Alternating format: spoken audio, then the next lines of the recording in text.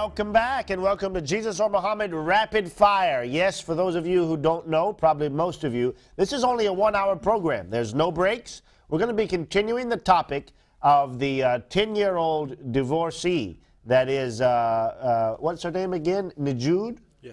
Najoud from Yemen, 10 years old and divorced. How is that? That's in Islam. Is that really compatible with what the Quran teaches, with what Muhammad gave as an example? Is that really Islamic, or is that just a cultural thing? We've been talking about that in the last couple hours. We're going to be talking about that again. Brother David's going to introduce the topic tonight, and then we're going to go right to the callers. Now, we're going to give each caller, Muslim, Christian, atheist, whatever, you have 2 minutes, and only 2 minutes, and you can state your case, give us your questions, give us your points, whatever it is. Unless we can't understand you or unless you blaspheme, we're not going to cut you off.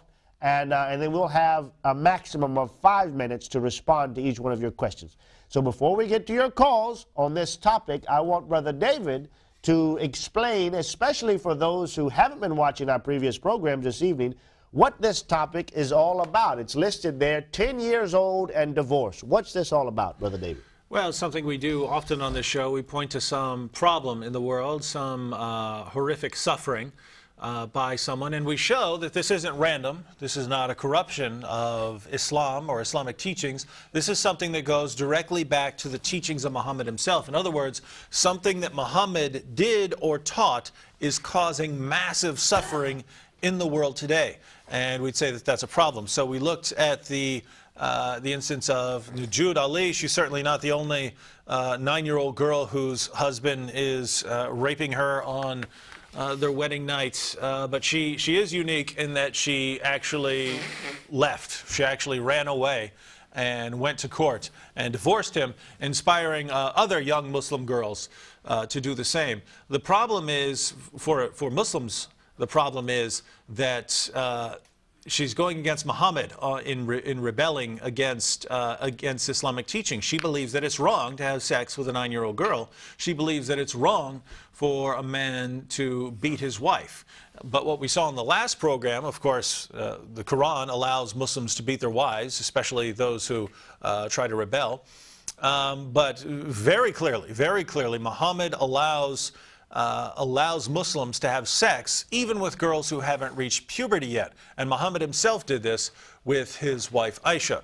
So this is certainly something to think about, because Muslims often tell us that the world would just be so much better. The world would be so much better if we just adopted Sharia law. And Muslims spread Islam around the world, and their goal is to establish Sharia, as if this would be very good for a society. Now, I wanted to read a couple of points from a website called Islam Review, so islamreview.com.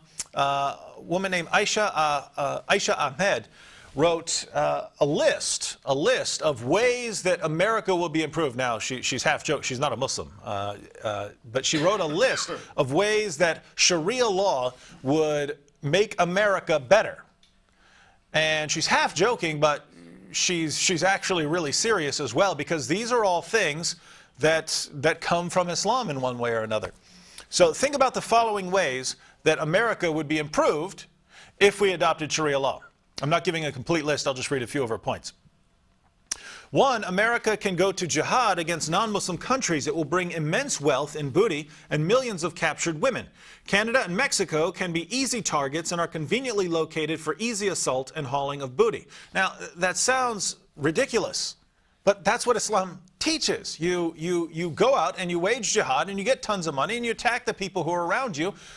If the United States were to adopt this, yes, we could get rich. We have a military powerful enough to go out and just conquer people and take everything they've got. Yeah. But we believe it's wrong. We believe it's wrong. But if we adopt Sharia, we'd have to conclude it's right. In other words, if the United States adopted Sharia, Canada and Mexico are gone.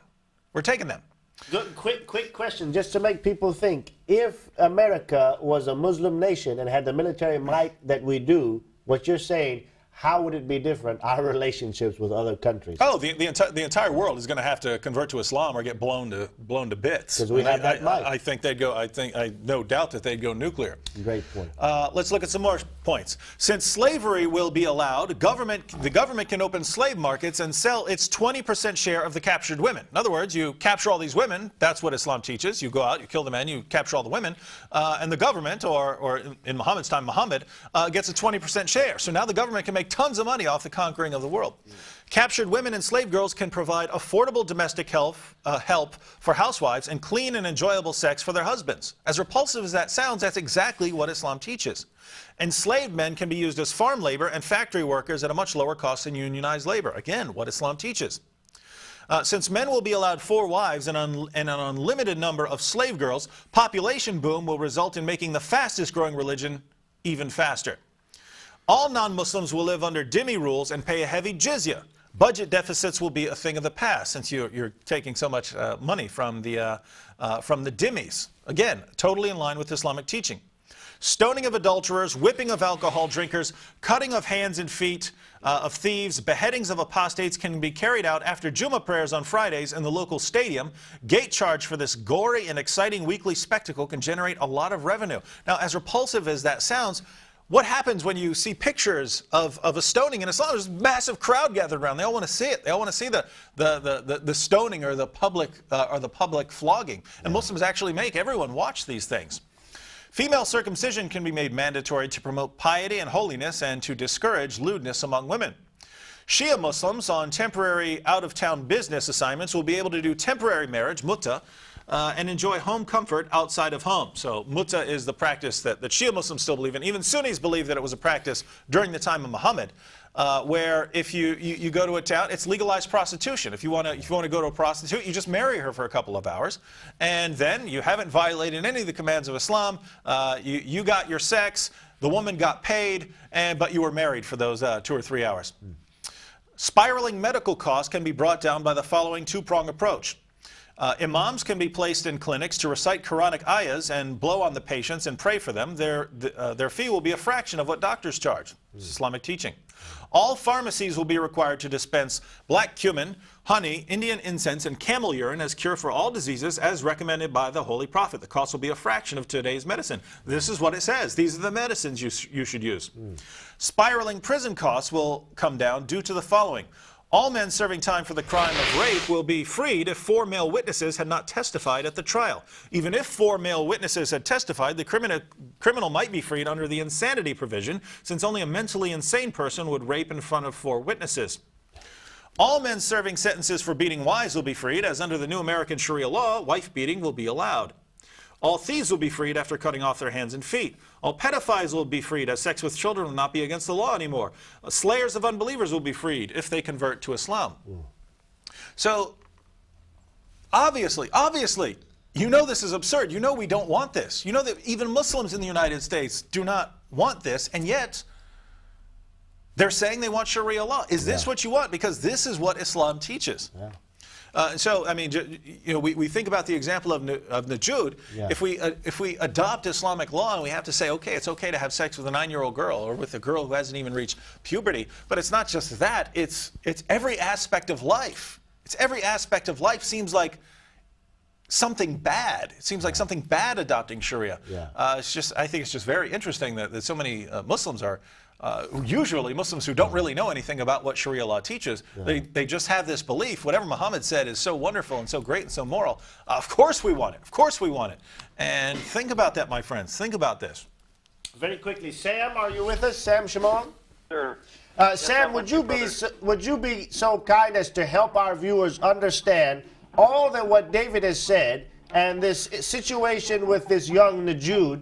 How does that line up with actually what the Quran teaches, what the Hadith says, and what the example of Muhammad actually was? I mean, are